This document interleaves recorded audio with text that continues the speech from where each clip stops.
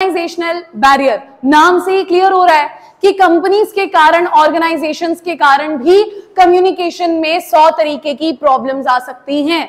वो कौन सी प्रॉब्लम्स हैं, अब एक एक करके देखते हैं। Number 1, organisational policy. कंपनी की पॉलिसी सेंट्रलाइज्ड भी हो सकती है या डिसेंट्रलाइज्ड भी हो सकती है। सेंट्रलाइजेशन और डिसेंट्रलाइजेशन के टॉपिक पे वापस जाना पड़ेगा। जब सारे डिसीजंस टॉप लेवल ले तो वो कौन सा कॉन्सेप्ट है? जब मिडिल लेवल और ऑपरेशनल लेवल को अपने डिसीजंस लेने की पावर हो तो वो कौन सा कॉन्सेप्ट है? अब अगर तो सेंट्रलाइज्ड पॉलिसी है, यानी कि सारे मेन मैटर्स, सारे डिसीजंस टॉप लेवल नहीं लेनी है, तो कम्युनिकेशन में तो बैरियर आनी है ना। लेकिन अगर मिडिल लेवल ने अपने डिसीजन खुद ले लेने हैं तो एक तो कोई कम्युनिकेशन में बैरियर भी नहीं आएगा, फटाफट से कम्युनिकेशन हुई, डिसीजन लिया और काम खत्म। लेकिन फिर टॉप लेवल के से परमिशन लेनी पड़ेगी, बार बार उनसे कम्युनिकेट करना पड़ेगा, तो यहाँ पर क्या आ जाएंगे? बैरियर्स।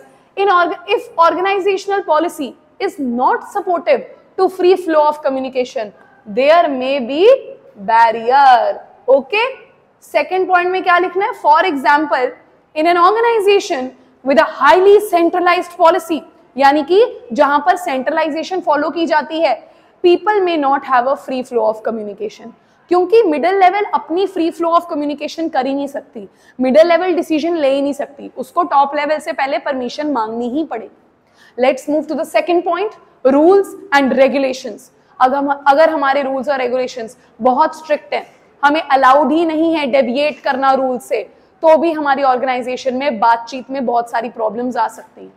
जैसे यहाँ पर लिखा है कि अगर कम्युनिकेशन को एक प्रिस्क्राइब्ड चैनल से जाना है, जैसे seller chain A B C D E F G, तो अगर G और D को कम्युनिकेट करना है तो पूरा स्केलर चेन फॉलो करना पड़ेगा।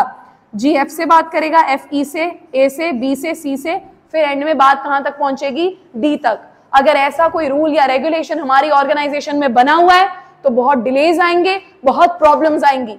मुझे आज भी एक ही एग्जांपल याद आती है कि 11th के बाद 12th में जाने पर जब मैंने डिसाइड किया कि मेरे को मैथमेटिक्स अब नहीं रखना है, इस पूरे प्रोसेस को करते करते स्कूल वालों को 8 महीने लग गए और सितंबर में मेरे 3 नंबर आए 100 में से मैथ्स में, क्योंकि मैंने तो सब्जेक्ट चेंज करने के लिए बोला हुआ है और फिजिकल एजुकेशन का पेपर मैंने देना नहीं था, मैथ्स में पढ़ नहीं रही थी, तो नंबर कितने आए? 100 में से 3। ठीक है, क्यों? क्योंकि मैथ्स चेंज करना है। पहले मैथ्स टीचर को बोला, मैथ्स टीचर ने बोला, क्लास टीचर को बोला, क्लास टीचर को बोला, वो कहती फ्लोर इंचार्ज को बोलो, फ्लोर इंचार्ज ने वाइस प्रिंसिपल को बताया, वाइस प्रिंसिपल ने प्रिंसिपल को बताया, प्रिंसिपल ने अब चंडीगढ़ एप्लीकेशन भेजनी थी, चंडीगढ़ से अप्रूव होके आना था, तब जाके मैथ्स चेंज होना था। तो ये क्या है?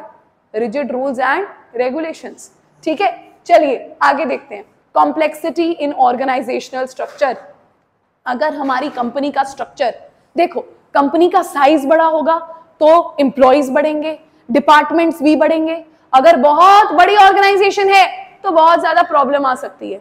In an organisation where there are a number of levels, communication gets delayed. बहुत सारी बातचीत तो डिले ही हो जाती है, क्योंकि कौन टाइम निकाले दूसरे वाले यूनिट में जाने का, डिपार्टमेंट में जाने का, फिर वहां के सीनियर से बात करने का, फिर काम निकलवाने का। तो communication can get delayed, it can get distorted, a number of filtering points are there. Filtering points भी ज्यादा हो जाते हैं। ओरल कम्युनिकेशन कर रहे हैं तो वो बात बहुत सारे लोगों से ओरली पास होनी है। अब इतने सारे फिल्टर पॉइंट्स आएंगे तो ऑलरेडी पीछे साइकोलॉजिकल बैरियर्स में अभी हमने पढ़ा है, लॉस बाय ट्रांसमिशन भी हो सकता है। तो ऑर्गेनाइजेशन के करके क्या क्या प्रॉब्लम आ रही है?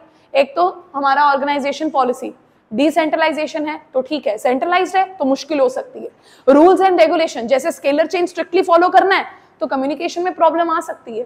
फिर कॉम्प्लेक्सिटी इन ऑर्गेनाइजेशनल स्ट्रक्चर, जितनी बड़ी ऑर्गेनाइजेशन होगी उतना ज्यादा कॉम्प्लेक्सिटी का सामना करना पड़ेगा। जितने ज्यादा लेवल्स होंगे, बातचीत करना, प्रोसेस को फॉलो करना